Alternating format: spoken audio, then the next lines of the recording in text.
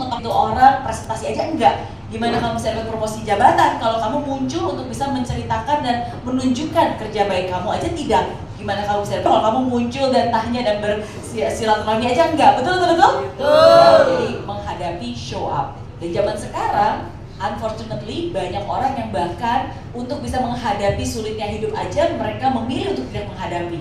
Makanya banyak anak muda, banyak orang-orang sekarang ada istilah muntaber. Tahu apa istilah muntaber? Mundur tanpa berita. Iya, mundur tanpa berita gitu ya. Jadi kayak wah ini pekerjaan susah banget nih, ini banyak tantangan. Akhirnya udahlah daripada hadapi akhirnya udah mundur aja tanpa berita, ghosting, hilang aja gitu. Jadi tidak pernah menghadapi hidup. Ketika berada dalam relationship yang mungkin sangat sulit, bukannya dihadapi, ya udah mundur aja deh tanpa berita. Dan kebiasaan mungkin hal kecil yang terdengar sangat sederhana inilah yang seringkali akan membentuk karakter kita dan akhirnya nanti akan membentuk nasib kita seperti apa. Nah, jadi penting. Kedengarannya sederhana tapi as simple as that. Get up, show up, and never give up. Kalau belum ideal ya udah usaha, never give up. Kalau belum sempurna nggak apa-apa, never give up. Istirahat, tidur lagi, besoknya ngapain lagi? Get up, show up, and never give up. As simple as that. Oke? Nah, di dalam prosesnya berarti berani bermimpi, berani melangkah. Berani melangkah ke tempat-tempat yang mungkin berbeda dengan apa yang kamu rencanakan. Karena disitulah mungkin kita akan dibentuk. Berani bekerja keras. Karena di dalam prosesnya selalu ada kerja keras, selalu ada harga yang harus dibayar. Berani untuk turun ke lapangan. Oke?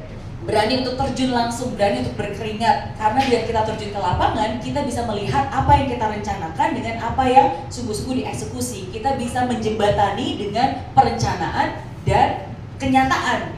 Dan disitulah kita bisa adaptif untuk bisa mengubah sehingga mimpi itu sungguh-sungguh bisa menjadi kenyataan. Dan yang terakhir, berani membangun tim.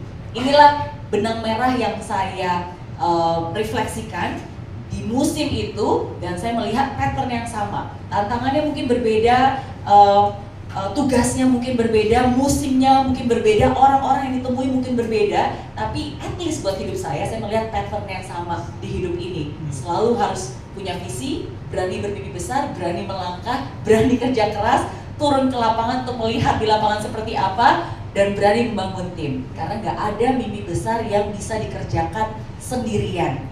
Gak akan pernah terjadi dan gak akan pernah bisa. Kita butuh orang-orang di sekitar kita butuh untuk bisa mengerjakannya bersama.